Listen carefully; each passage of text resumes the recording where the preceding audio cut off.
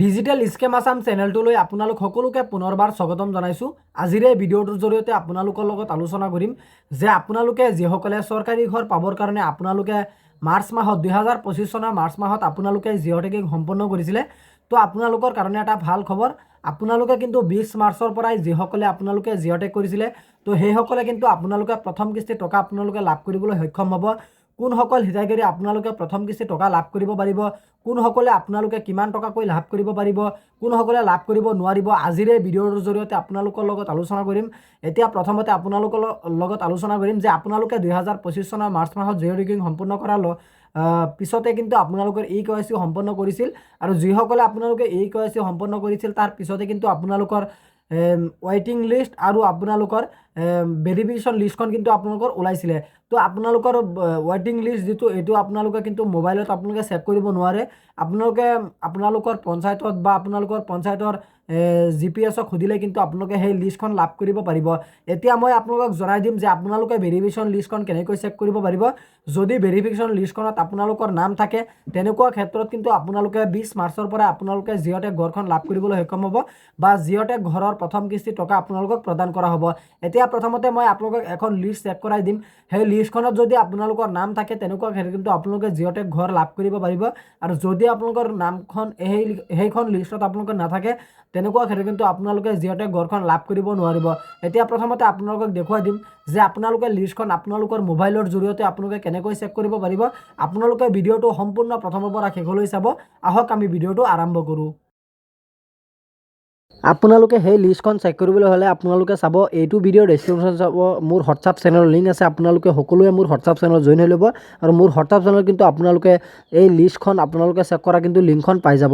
আপোনালোকে এনেকৈ মোৰ হোৱাটছআপ চেনেলত যেতিয়া যাব তাৰ পিছতে কিন্তু আপোনালোকে ইয়াত চাব যে মোৰ হোৱাটছআপ চেনেলত আপোনালোকে লিংকটো দিয়া হৈ আছে। আপোনালোকে ডাইৰেক্টলি কিন্তু মোৰ লিংকত ক্লিক কৰি কিন্তু ডাইৰেক্টলি ৱেবছাইটত যাব পাৰিব। যেনেকৈ মই ক্লিক কৰিছোঁ, আপোনালোকে এনেকৈ ডাইৰেক্ট ক্লিক কৰিব। ক্লিক কৰাৰ পাছত কিন্তু আপোনালোকৰ ৱেবছাইটটো অলপ লোডিং হ'ব। লোডিং হোৱাৰ পাছত কিন্তু আপোনালোকে ইয়াত তলফালে চাব, প্ৰথমতে কিন্তু আপোনালোকৰ মানে যিটো ষ্টেট আছে বা ষ্টেটখন কিন্তু আপোনালোকৰ প্ৰথমতে চিলেক্ট কৰিব লাগিব। আসামটো আপোনালোকে চিলেক্ট কৰি ল'ব। যেতিয়া নেকি আপোনালোকে আসামটো চিলেক্ট কৰি ল'ব তাৰপিছত আপোনালোকে ডিষ্ট্ৰিক্টখন চিলেক্ট কৰিব। আপোনালোকৰ নিজৰ নিজৰ যিটো ডিষ্ট্ৰিক্ট হয় ডিষ্ট্ৰিক্টখন আপোনালোকে চিলেক্ট কৰি ল'ব। বা মই এক্সাম্পলৰ কাৰণে আপোনালোকক দেখুৱাবৰ কাৰণে এখন ডিষ্ট্ৰিক্ট মই চিলেক্ট কৰি লৈছোঁ। তাৰপিছত কিন্তু আপোনালোকে ইয়াত চাব, আপোনালোকৰ মানে যিটো ব্লক আছে সেই ব্লকখন কিন্তু আপোনালোকৰ চিলেক্ট কৰি ল'ব। ব্লকখন আপোনালোকে চিলেক্ট কৰাৰ লগে লগে কিন্তু আপোনালোকৰ ৱেবছাইট আকৌ লোডিং হ'ব। লোডিং হোৱাৰ পিছত আপোনালোকৰ মানে যিটো গাঁও পঞ্চায়ত আছে গাঁও পঞ্চায়তখন আপোনালোকে চিলেক্ট কৰি ল'ব। আপোনালোকৰ মানে যিটো গাঁও পঞ্চায়ত সেই আপোনালোকৰ নিজৰ নিজৰ গাঁও পঞ্চায়তখন আপোনালোকে চিলেক্ট কৰি লৈ ল'ব। সেইটো চিলেক্ট কৰাৰ পাছত কিন্তু আপোনালোকে তলফালে আকৌ স্ক্ৰল ডাউন কৰিব, আৰু ইয়াত আপোনালোকে চাব যে এখন ছাবমিট বুলি লিখা আছে অপশ্যন। আপোনালোকে চিম্পলি ছাবমিটত এখন ক্লিক কৰিব। যেতিয়া নেকি আপোনালোকে ছাবমিটত এটা ক্লিক কৰিব তাৰপিছত কিন্তু আপোনালোকৰ ৱেবছাইটটো অলপ লোডিং হ'ব। লোডিং হোৱাৰ পাছতে কিন্তু আপোনালোকৰ মানে যিটো লিষ্ট আছিলে সেই লিষ্টখন কিন্তু আপোনালোকৰ শ্ব' কৰিব। ইয়াত চাব, প্ৰথমতে আপোনালোকৰ মানে যিটো নেম আছে, প্ৰথমতে আপোনালোকৰ বেনিফিচিয়াৰী নেমটো দেখুৱাব ইয়াত। তাৰপিছত আপোনালোকৰ যিটো ৰেজিষ্ট্ৰেশ্যন ID নম্বৰ হয় সেই নম্বৰখন আপোনালোকৰ ইয়াত দেখুৱাব। তাৰপিছত আপোনালোকৰ ফাদাৰ্ছ নেমটো দেখুৱাব, কেটেগৰী দেখুৱাব, প্ৰায়ৰিটি দেখুৱাব। আপোনালোকৰ গোটেইখিনি কিন্তু আপোনালোকে ইয়াত পাই যাব। আৰু যদি আপোনালোকৰ নামখন এইটো লিষ্টত থাকে তেনেকুৱা ক্ষেত্ৰত কিন্তু আপোনালোকে জিঅ' টেক ঘৰৰ যিটো ভেৰিফাই লিষ্ট আছে সেই লিষ্টখনত যদি আপোনালোকৰ নাম থাকে বা এইটো লিষ্টত যদি আপোনালোকৰ নাম থাকে তেনেকুৱা ক্ষেত্ৰত কিন্তু আপোনালোকে 20 মাৰ্চৰ পৰা আপোনালোকে জিঅ' টেক ঘৰৰ প্ৰথম কিস্তি টকা আপোনালোকে লাভ কৰিবলৈ সক্ষম হ'ব। গতিকে আপোনালোকে যিসকলে লিষ্টখন চেক কৰিব পৰা নাই আপোনালোকে কমেণ্ট বক্সত জনাবলৈ নাপাহৰিব, আৰু আপোনালোকে যিসকলে চেক কৰিব পাৰিছে তো আপোনালোকে কমেণ্ট বক্সত জনাই দিব যে আপুনি কোনটো ডিষ্ট্ৰিক্টৰ পৰা ভিডিঅ'টো চাই আছে। গতিকে আজি ইমানখিনি আছিলে আপোনালোকক দিবলগীয়া ইনফৰমেশ্যন।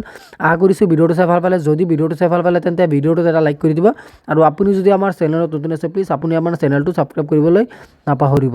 ধন্যবাদ থাকিল সকলোলৈ। জয় আই অসম।